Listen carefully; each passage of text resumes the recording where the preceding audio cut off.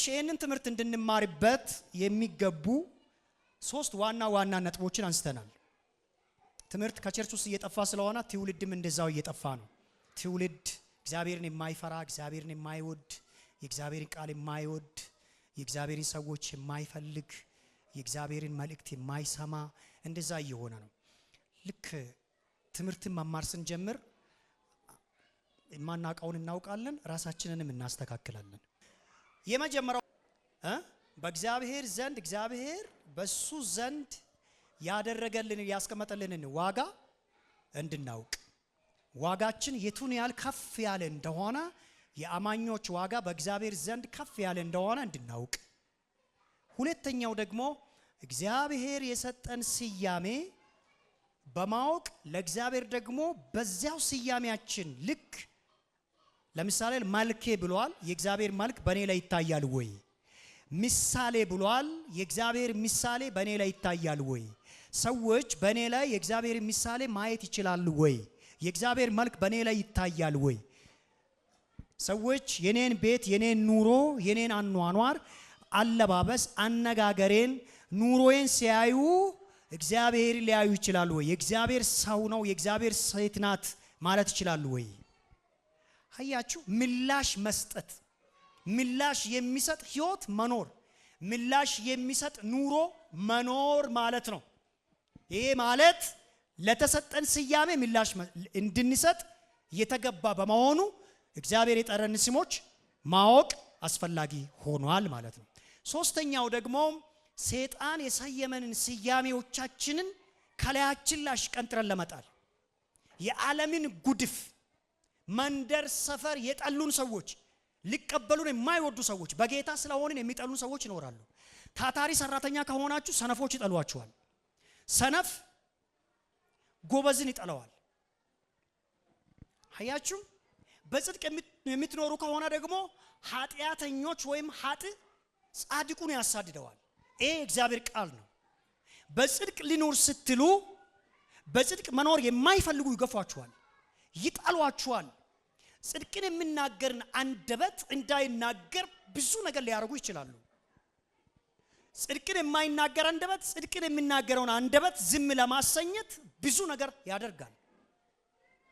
ስለዚህ ሰይጣን ይህም ዓለም ሰይጣን የሚጠቀምባቸው መልእክተኞቹ የሆኑ ሰዎች በዚህ ዓለም ላይ የእግዚአብሔር መልእክተኞች እንዳሉ ሁሉ የሰይጣን መልእክተኞች ስላሉ የሰይጣን መልእክተኞች የእግዚአብሔርን መልእክት ልታስተላልፉና ያ ህይወት ሲኖራችሁ አይፈልግም። ስለዚህም የጎደፈ ስም መልካም ያልሆነ ስም ክፉ የሆነ ስም ይለጣጠፍባችኋል። እግዚአብሔር ያወጣልንን ስም ከመጽሐፍ ቅዱስ ደግሞ ስንረዳና ስናውቅ ዓለምና ሰይጣን የለጠፈብንን ታርጋ ከላያችን ላይ እንገፈዋለን ማለት ነው። አሜን ይገፈፍ አሜን ይገፈፍ። ሰነፎች ጠንካሮች ላይ ትጓን ላይ የሚለጥፉት ስም አለ እሱ ይገፈፋል ማለት ነው። እስቲ እጃችሁ ከፍ አድርጉና የሰነፍ ስም ከኔ ላይ አይሰራም በሉ እስቲ ድገሙና በኔ ላይ የሰነፎች ስም አይሰራም በሉ። ስም አለኝ በሉ እስቲ መልኬ ነው በሉ እስቲ እግዚአብሔር መልኬ ብሎኛል በሉ። አሜን። የሰነፍ ስም ዛሬ ከናንተ ላይ ይሰበር። የሰነፎች ስም ከላያችሁ ላይ በኢየሱስ ስም ይከልከል። እጃችሁ ከፍ አድርጉና የሰነፍ ስያሜ በሌላ አይሰራም ብላችሁ አወዛውዙ እጃችሁን። እግዚአብሔርም እነዚህን ሁሉ ስሞችን በመጽሐፍ ቅዱስ ለቅዱሳን የሰጠበት ምክንያት ምንድነው ቢባል ከፍቅር የመነጨ ነው። ከፍቅር የመነጨ ነው። ክብር ለእግዚአብሔር ይሁን። እግዚአብሔር በፍቅር ይወዳችኋል። ሰዎች በከባድ ጥላቻ ቢጠሏችሁ እግዚአብሔር በፍቅር እየወደዳችሁ ነው። አጠገባችሁ ላይ ሰውና ሰይጣን ዓለም ቢጠላህ በሉ እስቲ እግዚአብሔር በሉ እስቲ በጥልቅ ፍቅር ስለወደደኝ ነው በሉ እስቲ። አይውላችሁ እንዳትንጫጩ እንዳይከፋችሁ ሰዎች ሲጠሏችሁ በክፉኛ ሲጠሏችሁ ስማችሁን በክፉኛ ሲያበላሹባችሁ ደስ ይበላችሁ። እግዚአብሔር በጥልቅ ፍቅር ወዷችኋል። የእግዚአብሔር ፍቅር በእናንተ ላይ እየታየ ስለሆነ ነው። የእግዚአብሔር ፍቅር ሻይን ሊያረግ ነው። የእግዚአብሔር ፍቅር በደንብ ደምቆ እንድታይ ነው። ልትደምቁ ስለሆነ ትጠላላችሁ። አሜን። ዓለም ይጠላችኋል እኮ አለ ጌታ ኢየሱስ ክርስቶስ ደቀ መዛሙርቱን። እኔንም ጠልቶኛል ለእናንተም ሊሆን አይችልም። ይህ ዓለም ለእናንተ ሊሆን አይችልም እኮ ነው። በዚህ ዓለም ላይ የሆነ ጊዜ ላይ እንወደዳለን፣ የሆነ ጊዜ ላይ እንጠላለን። ለእግዚአብሔር ግን የተወደድነው ልንጠላ አይደለም።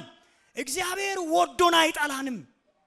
ምክንያት አለው ደግሞ። እግዚአብሔር ከወደደን በኋላ የሚጠላበት ምክንያት ምንድነው ቢባል ደግሞ እግዚአብሔር ከመጀመሪያውኑ ሲወደን ሊጠላን ስላልሆነ ነው። ሊጠላን አልወደደንም። ሌላውስ ባህሪው አይደለም መጥላት። እግዚአብሔር ሰው ሁሉ የሚወድ አምላክ ነው። እግዚአብሔር በጥልቅ ፍቅር ወዷቸዋል። ሰይጣን ይስማ፣ አየሩም ይስማ። እጃችሁ ከፍ አድርጉና እግዚአብሔር በጥልቅ ፍቅር ወዶኛል በሉ እስቲ። በታላቅ ፍቅር እግዚአብሔር ወዶኛል በሉ እስቲ። አጨብጭቡ ለእግዚአብሔር። ክብር ለእግዚአብሔር ይሁን። ኢየሱስ ክርስቶስ ጌታ ነው። ሃሌሉያ አሜን አሜን። መጽሐፍ ቅዱስ የእግዚአብሔርን ቃል እናነባለን። ዘጸአት ምዕራፍ 19 ከቁጥር 3 ጀምሮ ላንብ።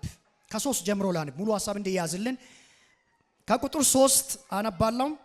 ሙሴም ወደ እግዚአብሔር ዘንድ ወጣ።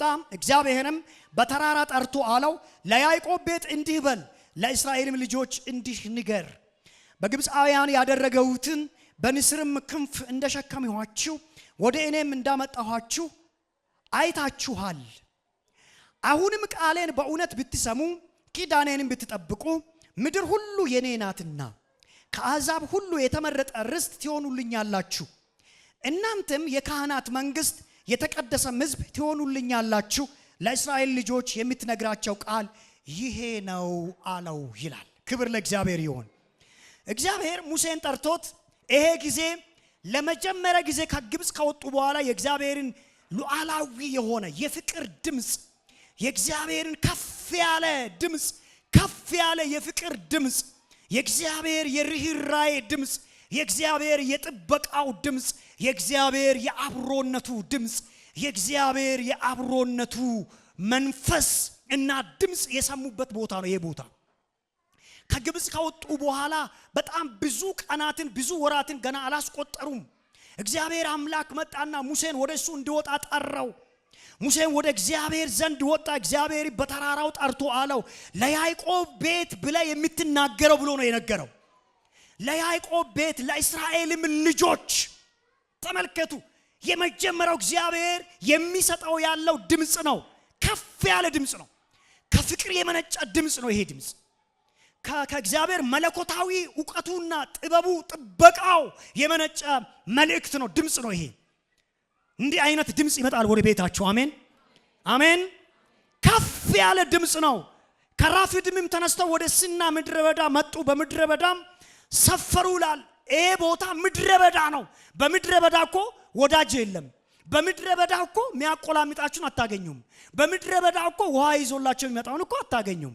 በምድረ በዳ ዘመን ማንንም እኮ አታገኙም። በምድረ በዳ ዘመን የሚታገኙት አንድ እግዚአብሔርን ብቻ ነው። በምድረ በዳ ተጉዘው ሄደው ቁጭ ብለው ባሉበት የፍቅር ድምፅ መጣ። አሜን፣ ክብር ለእግዚአብሔር ይሁን። ያ በታላቅ ፍቅር የወደዳቸው እግዚአብሔር፣ ያ ከጨለማው ዓለም ከፈርዖን ግዛት ውስጥ ከሲኦል ሕይወት ውስጥ ያወጣቸው እግዚአብሔር ድምፁን ይዞ መጣ። ዛሬ ወደ ቤታችሁ እግዚአብሔር ድምፁን ይዞ ይመጣል። ወደ ሕይወታችሁ እግዚአብሔር ድምፁን ይዞ ይምጣ። በጌታ በኢየሱስ ክርስቶስ ወደ ጓዳችሁ የእግዚአብሔር ድምፅ ይምጣ። አይነካ የተባለን ነገር የሚነካ የእግዚአብሔር ድምፅ ይምጣ። ጨልሟል የሚባለውን ነገር የሚያበራ የእግዚአብሔር ድምፅ ይምጣ። አለቅነት፣ ጌትነት፣ ስልጣናትን ሁሉ የያዘ የእግዚአብሔር ክንድ ወደ ጌታችሁ፣ ወደ ቤታችሁ፣ ወደ ጓዳችሁ ይምጣ። እጃችሁ ከፍ አድርጉና እጅህ ይምጣ በሉ እስቲ። ድምፅህ ይምጣ በሉ። ሃሌሉያ። የእግዚአብሔርን ድምፅ አሰማቸው። እግዚአብሔርም የሚናገራቸውን ነገር መጥቶ ነገራቸው። በጣም የሚገርመው ከትምህርታችን ሰባተኛውን እግዚአብሔር ቅዱሳንን የሚጠራበትን ስም ሳነሳላችሁ ሰባተኛው ርስቴ የሚል ነው። ርስቴ የሚል ነው። ይሄን ከነገራቸው በኋላ ምንድነው ያለው? አሁንም ቃሌን ልብ በሉ። መጽሐፉ ሲናገር የእግዚአብሔር ቃል ሲናገር ምላል? አሁንም ቃሌን በእውነት ብትሰሙ ኪዳኔንም ብትጠብቁ ምድር ሁሉ የኔ ናትና ከአሕዛብ ሁሉ የተመረጣችሁ ርስት ትሆኑልኛላችሁ። ከአሕዛብ ሁሉ የምድር ሕዝብ ማለት ነው። አሕዛብ ማለት የምድር ሕዝብ እግዚአብሔር የፈጠረው ሕዝብ ማለት ነው። ለአብርሃም ሁለት አይነት ሕዝብ አለው ብያችኋለሁ። ለአብርሃም እግዚአብሔር በአብርሃም ውስጥ ሁለት አይነት ሕዝብን አምጥቷል ብያችኋለሁ። አንደኛው መንፈሳዊ ሕዝብ ነው። መንፈሳዊ ሕዝብ እኛ ነን። አሁን መንፈሳዊው ነን። መንፈሳዊው የአብርሃም ዘሮች በመንፈሳዊው መረዳት ውስጥ የአብርሃም ዘር ሳንሆን ግን በክርስቶስ ዘር ውስጥ በእምነት የገባን የእምነት ዘር ማለት ነው።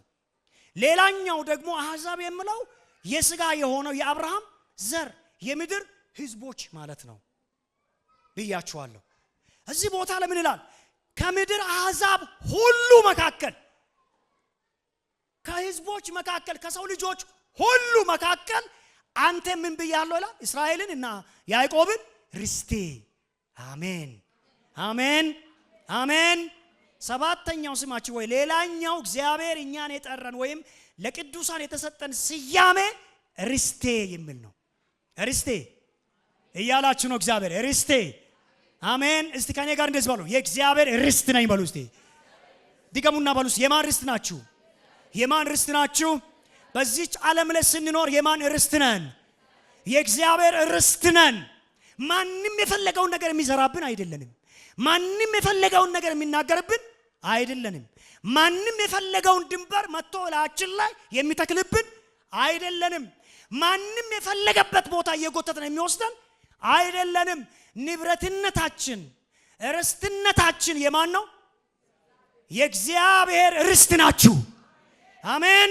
የሰይጣን ርስት አይደላችሁም። የክፉ ሰዎች ርስት አይደላችሁም። አሁን በተቀመጣችሁበት ተናገሩ። እኔ የእግዚአብሔር ርስት ነኝ፣ የእግዚአብሔር ንብረት ነኝ። ማንም የፈለገውን የሚያረግብኝ አይደለሁም በሉ።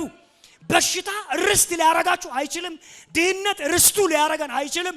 ማጣት፣ ጭንቀት፣ ሽንፈት፣ መገፋት ርስቱ ሊያረገን አይችልም። እኔ የእግዚአብሔር ርስት ነኝ። እኔ የእግዚአብሔር ንብረት ነኝ። የሰው ልጆች ስለ ርስታቸው ይከራከራሉ። ርስታቸውን መጥቶ ያጠረባቸው ሰው ካለ ይካሰሳሉ። ሁሉ ይካሰሳሉ። ፍርድ ቤት ይሄዳሉ።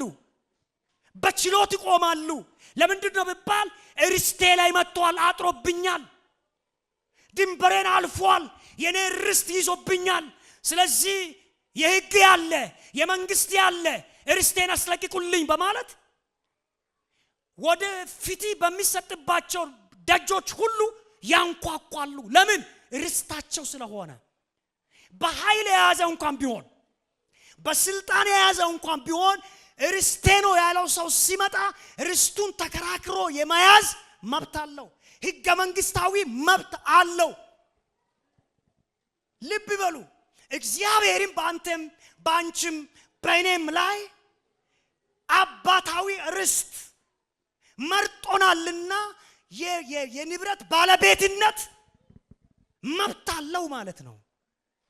ስለዚህ ርስቱን እግዚአብሔር ለክፉ አሳልፎ አይሰጥም፣ ለጠላት አሳልፎ።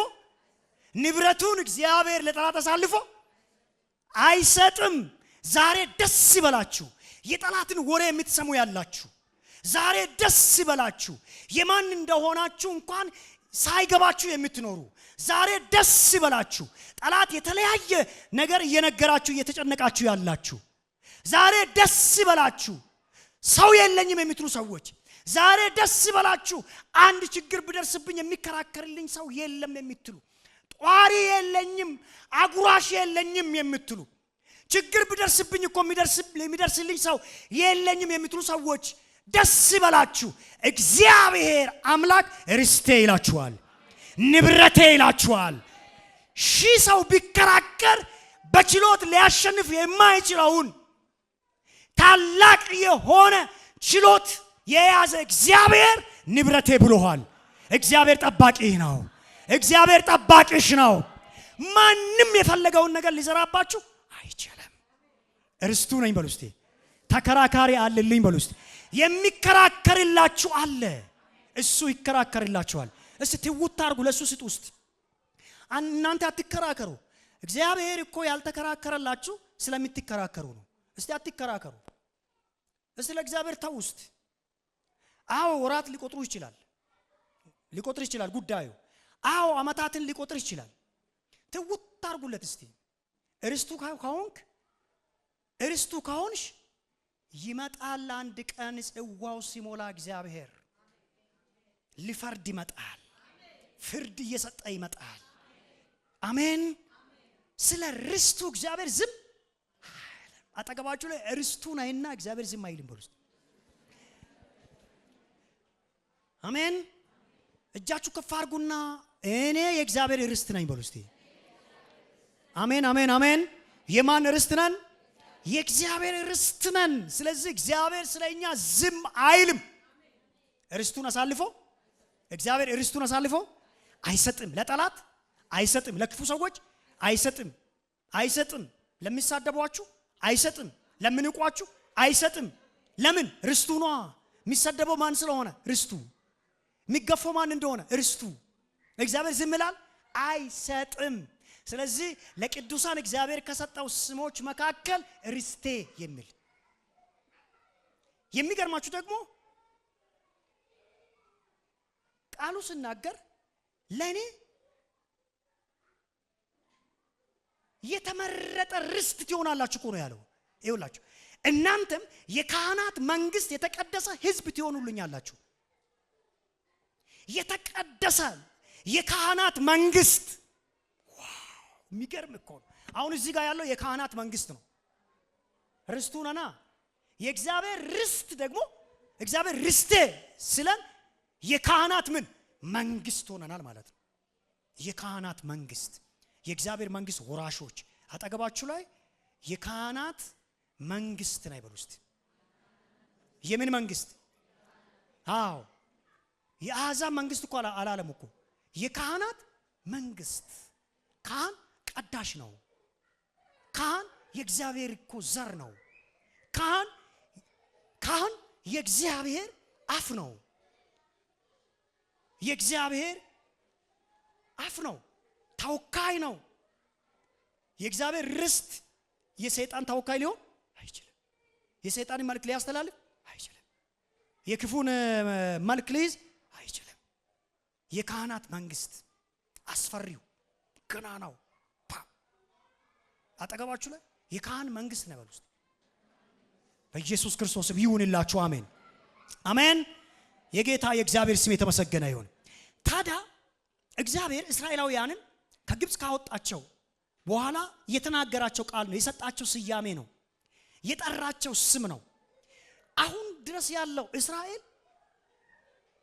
ርስቴ ብሎ እግዚአብሔር ስለመረጠ በዓለም ሀገር ከሆኑ ሀገሮች ሁሉ ትንሿ፣ በህዝብ ቁጥር በጣም ትንሿ፣ አሁን በእስራኤል ምድር ላይ በሀገራቸው የሚኖሩ የእስራኤላውያን ቁጥር 7.5 ሚሊዮን ነው። በምድራቸው በሀገራቸው የሚኖሩ ማለት ነው። በዙሪያቸው ደግሞ የሚኖሩ ሌሎች ህዝቦች እነዚህን እስራኤላውያንን የማይወዱ የሆኑ ሌሎች ደግሞ ተቀናቃኝ እስራኤል የተባለ አይኑ እንዲጠፋ እስራኤል የተባለ ከምድር ገጽ እንዲጠፋ ደግሞ የሚሰሩ በዙሪያቸው ደግሞ የሚኖሩ 700 ሚሊዮን ናቸው። 7.5 ሚሊዮን ከ700 ሚሊዮን በልጦ የሚኖርበት ምክንያት የእግዚአብሔር ርስት ስለሆነ ነው። ሰላም ቅዱሳን፣ ሰላማችሁ ይብዛ። እኔ ፓስተር አብነት ነኝ። በአገልግሎታችን እየተባረካችሁ እንደሆነ አምናለሁ።